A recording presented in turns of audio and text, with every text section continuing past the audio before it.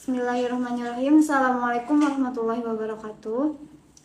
Segala puji dan syukur mari kita panjatkan kepada Allah Subhanahu wa Ta'ala yang mana telah melimpahkan beribu-ribu nikmat, diantaranya nikmat Islam, nikmat iman, dan nikmat sehat. Alhamdulillah, pada kesempatan kali ini kita dapat berkumpul secara online dalam diskusi yang akan disampaikan oleh kelompok 9.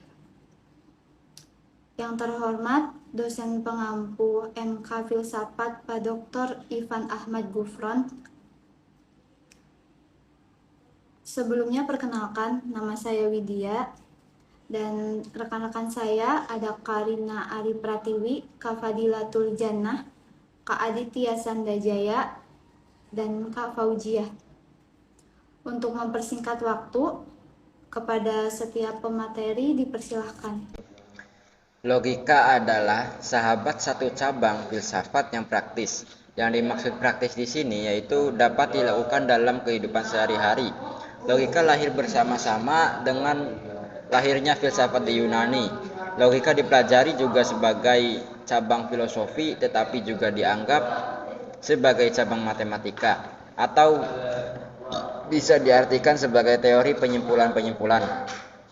Berlandaskan pada suatu konsep yang dinyatakan dalam bentuk istilah atau kata dan dapat diungkapkan dalam bentuk himpunan sehingga setiap konsep mempunyai keluasan.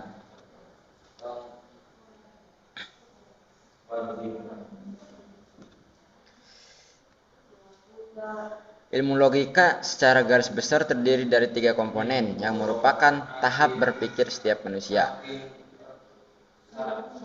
Komponen yang pertama adalah berpikir tentang konsep atau bahasa mudahnya yaitu ide tentang suatu objek. Pada tahap ini seseorang berpikir tentang objek sesuai di gambarannya yang ia pahami tentang objek tersebut.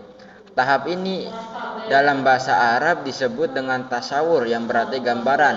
Pada tahap ini setiap orang bebas memiliki persepsi yang berbeda-beda antara satu dengan yang lainnya terhadap satu objek yang sama tanpa perlu khawatir dicap salah, keliru, dan sebagainya. Karena pada tahap ini ide masih berada dalam bayangan dan pikiran masing-masing dan belum dipaparkan dalam bentuk pernyataan. Karena itulah ide membutuhkan kata term sebagai cangkang untuk menyampaikan ide tersebut pada orang lain. Saat sudah berupa susunan kalimat, ide masih belum bisa disebut sebagai pernyataan. Kenapa? Karena kebenaran dan kesalahannya masih belum bisa dibuktikan. Logika adalah ilmu yang membicarakan teknik-teknik untuk memperoleh kesimpulan dari suatu perangkat bahan tertentu atau bidang pengetahuan yang mempelajari segenap asas, aturan, dan tata cara penalaran yang betul. Logika terbagi menjadi 2 cabang, yaitu logika dedukatif dan logika indukatif. Logika edukatif atau logika formal yaitu berusaha untuk menemukan aturan-aturan yang dapat dipergunakan untuk menarik kesimpulan-kesimpulan yang bersifat keharusan dari satu premis tertentu atau lebih. Sedangkan logika dedukatif yaitu mencoba menarik kesimpulan dari susunan proposisi-proposisi yang spesifik dengan memperhatikan sifat-sifat dari bahan yang diamati. Berikut contoh logika dedukatif dan logika indukatif. A. Logika dedukatif. Contoh logika dedukatif diantaranya yaitu semua orang memiliki kepala. Terus Plato adalah nama orang.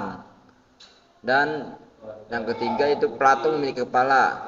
Sedangkan logika indukatif yaitu contohnya yang pertama orang Eropa punya kepala, yang kedua orang Afrika juga punya kepala. Tentang peranan logika dalam logika deduktif dan indukatif. Logika deduktif yaitu jika semua benar maka kesimpulan juga benar. Semua informasi sudah ada, baik secara implisit dalam premis. Logika induktif yaitu jika kesimpulan benar maka premis benar, tapi tak meski benar. Kesimpulan memuat informasi meski tak ada secara implisit dalam premis. Logika dibagi menjadi dua macam, yaitu logika ilmiah dan alamiah.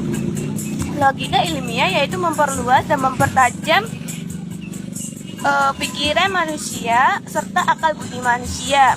Yang kedua yaitu logika alamiah, yaitu tentang kinerja akal budi manusia yang berpikir secara rasional, tepat dan lurus sebelum dipengaruhi oleh keinginan-keinginan dan kecenderungan-kecenderungan yang bersifat subjektif. Logika sendiri mempunyai beberapa manfaat, di antaranya yaitu satu, membantu setiap orang yang mempelajari logika untuk berpikir rasional, kritis, kreatif, lurus, tepat, dan tertib. Yang kedua, meningkatkan keterampilan berpikir secara abstrak, cermat, dan mandiri. Yang ketiga, menambah kecerdasan dan meningkatkan kemampuan berpikir secara tajam dan mandiri. Yang keempat, memaksa dan mendorong orang untuk berpikir sendiri dengan meningkatkan ajas-ajas sistematis. Yang kelima, meningkatkan cinta akan kebenaran dan menghindari kesusahan berpikir atau keliruan serta kesesatan. Yang keenam, mampu melakukan analisis terhadap suatu keadilan. Yang ketujuh, apabila sudah mampu berpikir secara rasional, kritis, lurus, metodis, analisis seperti pada poin pertama, maka akan meningkatkan cinta pada seseorang. Silsilah logika ada 3 macam. Yang satu, premis pernyataan. 2, argumen. Argumen itu usaha untuk mencari kebenaran dari pernyataan berupa kesimpulan dengan berdasarkan kebenaran dari suatu kumpulan pernyataan. Yang ketiga, konklusi kesimpulan. Dasar hukum logika ada 4 hukum. 1, kesamaan atau prinsip identitas. Contohnya, sesuatu hanya sama identik dengan sesuatu itu sendiri. Misal, jika suatu itu P, maka P itu identik dengan P atau P adalah P dan tidak bisa berubah. Yang kedua, hukum kontradiksi atau prinsip non-kontradiksi. Contohnya, tidak mungkin suatu pada kontrak yang sama. 3, hukum penyisihan jalan tengah. Yang keempat, hukum cukup alasan. Logika terhadap agama. Menurut agama Islam, logika adalah pemahaman akal atau nalar.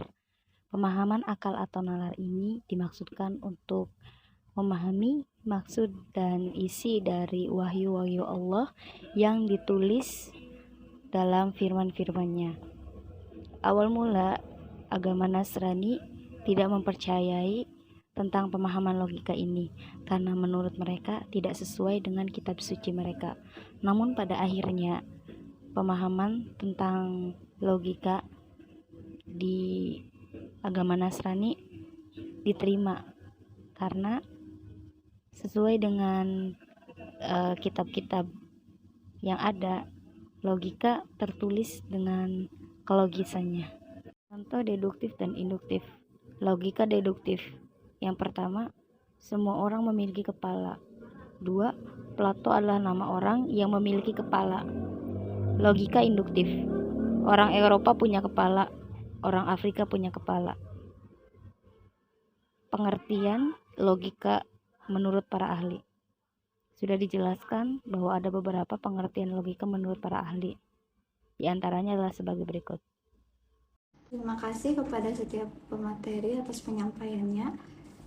Kesimpulan yang dapat kita ambil dari diskusi pada kali ini bahwa logika merupakan salah satu cabang filsafat dan matematika yang harus memiliki jalan pikiran praktis dan logis, memberikan ide-ide atau argumen di kehidupan sehari-hari berdasarkan kebenarannya. Sekian pemaparan dari kami, kurang lebihnya mohon dimaafkan. Assalamualaikum warahmatullahi wabarakatuh.